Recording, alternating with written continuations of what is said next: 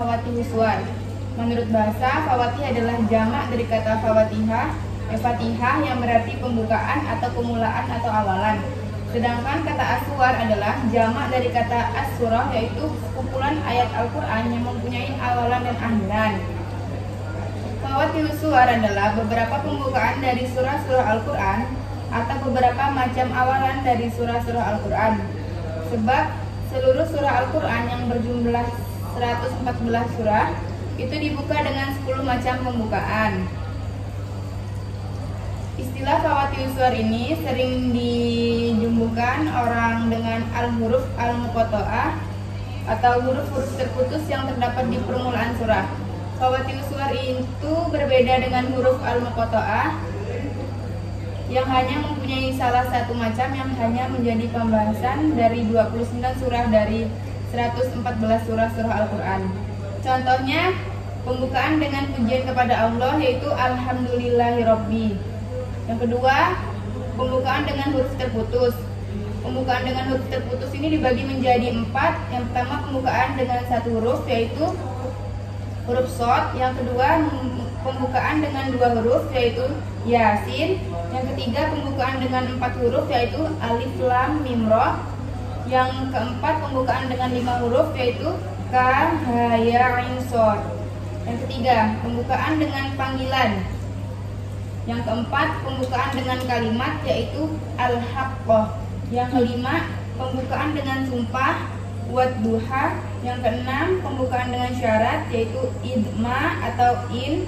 Yang ketujuh, pembukaan dengan kata kerja perintah yaitu qul a'udzu. Yang kedelapan, pembukaan dengan kata pertanyaan yaitu hal ataka 'alal insan. Yang kesembilan, pembukaan dengan doa yaitu wailul mutaffifin.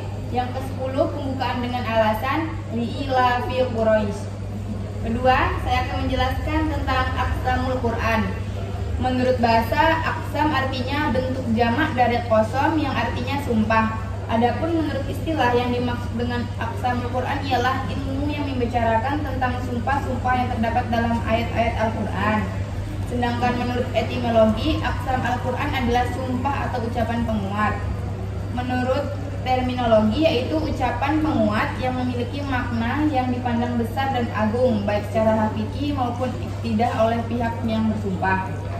Contohnya zahir, yaitu sumpah menyebut fi'il qasam dan maksam bih, yaitu inna laqadiruna fala uqsimu birabbil masyariqi wal maghrib. Yang kedua, mudmar, yaitu sumpah yang tidak menyebut fi'il qasam dan maksam bih, yaitu la tublawunna fi amwalikum wa anfusikum.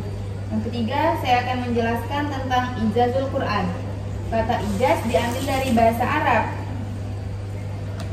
berasal dari kata ijaz yang berarti melemah atau menjadi tidak mampu.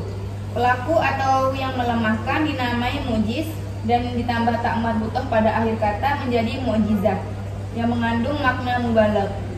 Dengan begitu, kata mujizat itu berarti kemampuan untuk melemahkan yang dimiliki sesuatu sangat tinggi karena pertolongan Allah. Dia menolong siapa yang dikehendakinya. Kata mukjizat dalam Kamus Besar Bahasa Indonesia diartikan sebagai kejadian ajaib yang sukar dijangkau oleh kemampuan akal manusia. Pengertian tersebut tidak sama dengan pengertian kata dalam istilah agama Islam. Contohnya mukjizat indrawi seperti tongkat Nabi Musa, seperti Nabi Sulaiman yang bisa mengerti bahasa burung dan segala hewan, Nabi Isa yang bisa menyembuhkan orang buta dan menghidupkan orang mati dengan seizin Allah. Kedua, mukjizat bersifat rasional. Mukjizat hanya dapat dimengerti oleh orang-orang yang mampu menggunakan akal.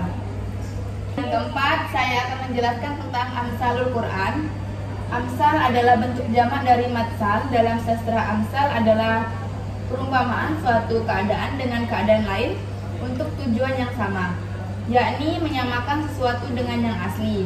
Menurut Kamus Besar Bahasa Indonesia, amsal adalah bentuk jamak dari kata matsal. Dan menurut Syafi'i, amsal adalah menyajikan makna yang tidak terlihat melalui penampilan, bentuk indrawi disusun dengan bentuk indah dan daya tarik, baik dengan mengandung tasbih atau mursal. Amsal merupakan metode penjelasan dalam Al-Quran. Contohnya Amsal Musarohah terdapat pada Quran surah Al-Baqarah yang berisi tentang orang munafik. Yang kedua Amsal Kamimah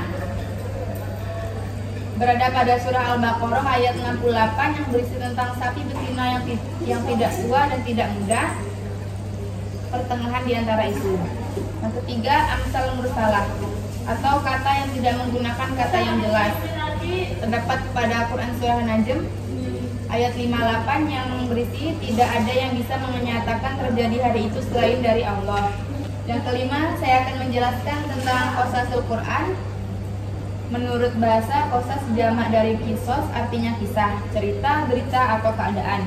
Sedangkan menurut istilah, qasasul Quran ialah kisah-kisah dalam Al-Quran tentang para nabi dan rasul serta peristiwa yang terjadi pada masa lampau, masa kini, masa yang akan datang. Contohnya dari segi waktu atau masa lalu, itu contohnya dialog malaikat dengan Tuhannya mengenai pencipta khalifah bumi sebagai dijelaskan dalam Quran surah Al-Baqarah ayat 30-34. Yang kedua dari segi materi atau kisah para nabi, yaitu kisah Nabi Nuh, terdapat pada surah Al-Hud ayat 25-49. Sekian dari saya. Wassalamualaikum warahmatullahi wabarakatuh.